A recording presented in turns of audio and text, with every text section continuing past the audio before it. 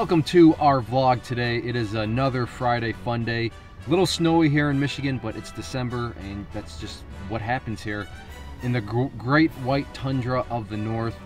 To our Canadian friends, they're probably shaking their heads thinking, what are you talking about? I'd be going out to the beach right now in this weather. But we are going to see Star Wars, and like I said, it is snowy, but it's Star Wars. I mean, maybe you've heard of it, so we're gonna go no matter what. Roads are pretty good. We're gonna go see that, but first we're gonna go to lunch. And for you loyal followers of the vlog, this place should look familiar. Nate, are you excited for Star Wars? I can't wait for Star Wars, but I'm probably more excited about the Hog Heaven from the Mitten. The architect is here. We'll just, I don't know how he feels about his name, so we'll just call him the architect. He's a buddy of ours who is an architect, and he's gonna come with us. And I don't know what's gonna happen here. We may just do the review later on. Usually we do it driving, but if the roads are, if it keeps on snowing while we're in the lunch and then the theater, I don't know. We don't need to film me crashing. Actually, that would probably be pretty good. It would be. It'd be entertaining. Might go viral, yeah, get a few laughs. So I don't know, maybe we'll see you back later. Maybe we'll see you at the restaurant. I don't know what we're gonna do, but we're gonna make it up as we go.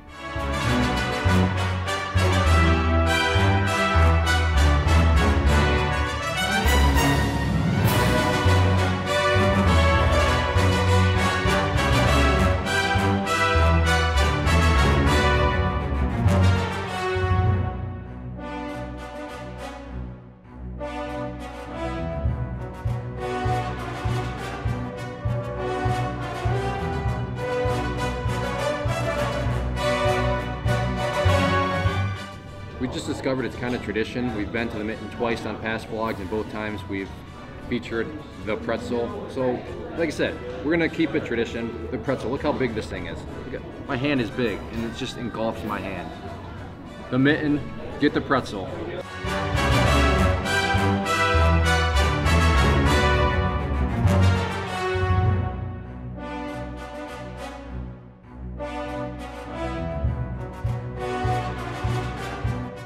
We just ate lunch, and now I'm trying to count to 10 backwards to keep calm because traffic, I don't know. I think people still think we're on a snowy road, but it's just a wet road, so that's much different. But people are still creeping along, and I'm discovering that driving in the snow is a lot like trading. You need to be patient, but you also need to know when to strike. And right now people are not striking when they should. Yeah, but we are on our way to the movie.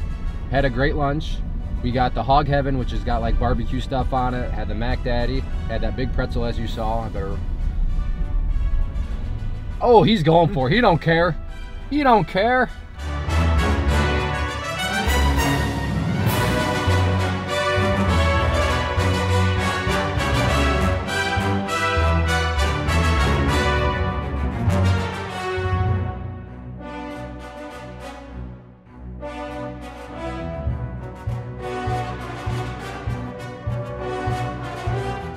All right, we just finished seeing Star Wars.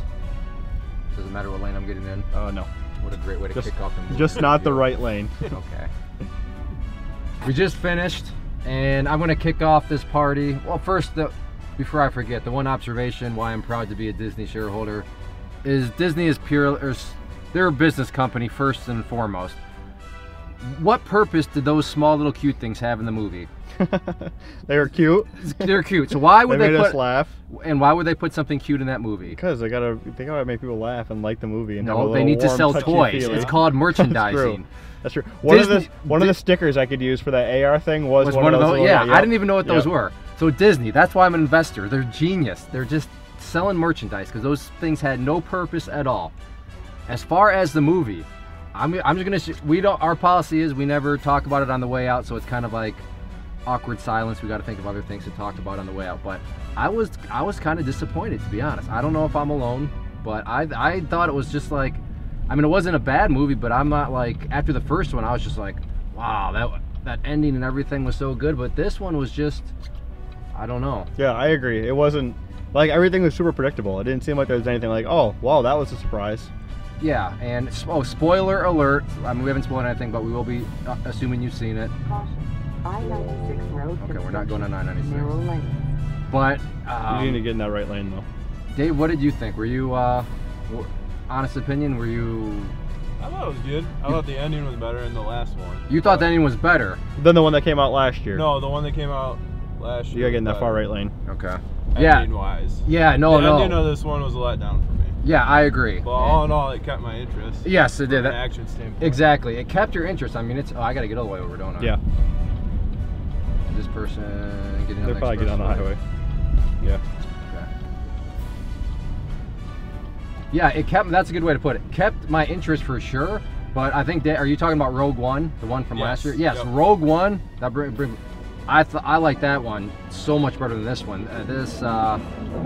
It just, I don't know what it was. It was predictable, but what starts to get on my nerves, and it's the Rebel fleet is supposed to be down to like, we're on our last scraps, and then 18 more ships get blown up. Now we're really down to our last scraps, and then another 45 ships get blown up. And then, oh, we have like 2 ships land on the ground. And then all of a sudden there's like a ground assault. And they have like 500 soldiers on the ground, manning cannons and pilots. Wait a second. How did that Rose girl know how to fly a plane all of a sudden? She said you worked on pipes all day. And now all of a sudden she's like a pilot? Am I looking? I don't know. I realize it's a kid's movie at the end of the day. But some of the stuff, here, this is what I'm trying to say. The sense of urgency, I didn't feel any sense of urgency because it felt like every time they were supposed to be low on troops or we're almost wiped out, then there'd just be that many more people or that many more ships. I don't know where all these ships and stuff kept coming from. Does that make sense? It totally makes sense, yeah. Yeah, it just didn't feel like there was any sort of, there was no threat. It was just, if there was literally like maybe, you know, that last battle scene where this plow was just really, there's nothing I can do here. He's just creating sparks. What? Excuse me, sir. What are you plowing? There's literally sparks coming up because the guy is steel on concrete. There we go. But I think that's what kind of threw it off for me was it didn't feel like anything was truly at risk. The action scenes were pretty good. They're good. Yeah. And did you foresee Luke not being there at the end? I didn't see that. I kind of did, but I was just also thinking, wait, how did he get there? Because that was going to be another nitpick was, did he, I guess maybe I thought he could have resurrected that ship that was down in the water. Mm-hmm. Maybe that's how he got there, but since there was that theme where everybody was like kind of transporting mentally. Turn left here. Okay. I knew there was something going on because they showed their feet, and the Ben dude's feet made the ground red. Oh, and the other guys didn't? Yeah, and Luke's didn't? And the Luke's didn't. So there was something going on, but I didn't know. I wouldn't have guessed that he wasn't actually there. But see, that's a flaw too because their lightsabers met. Did they? Yeah, didn't they? Or did he? I don't think they did. I think he avoided them all. Oh, did he avoid? I think he avoided them all. Then that would be a plot hole fix there then. But let's see, what else? And then so was that master coder guy? Was that the real person, or was that just a setup the whole time, or did he just betray them because he just made? I have no idea. I think that was just a business decision for him. He's so. like, okay, yeah, he made more money by. Okay. Yeah. But yeah, I don't really know what else to say besides it kept my attention. It was pretty long though too, and what was it, like 2.5 hours? 2.5 hours. Granted, 50 minutes of that was coming attractions. Or a lot of previews. There were a lot of previews, and I mean, it was fine, but there's not really anything to say about it. So is Luke gone now? Yeah, he's gone. So he's gone like Yoda's gone. Oh, that I will say, I did like to see Yoda though. That was good. That was a good little twist.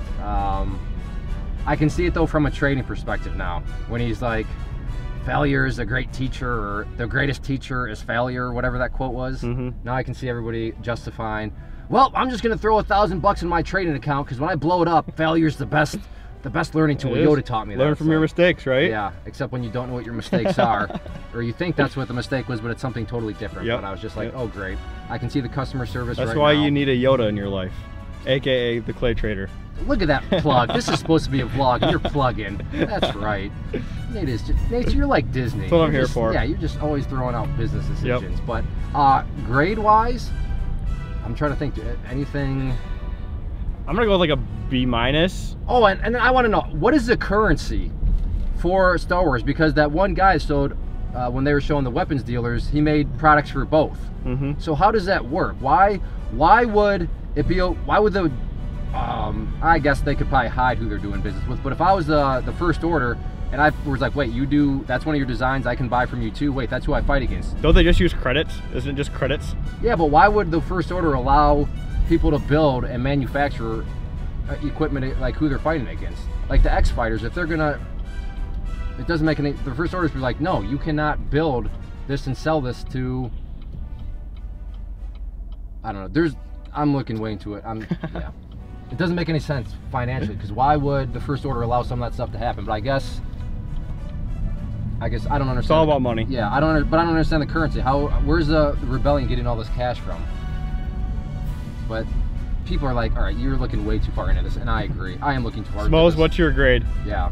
I was gonna give it B+. B+.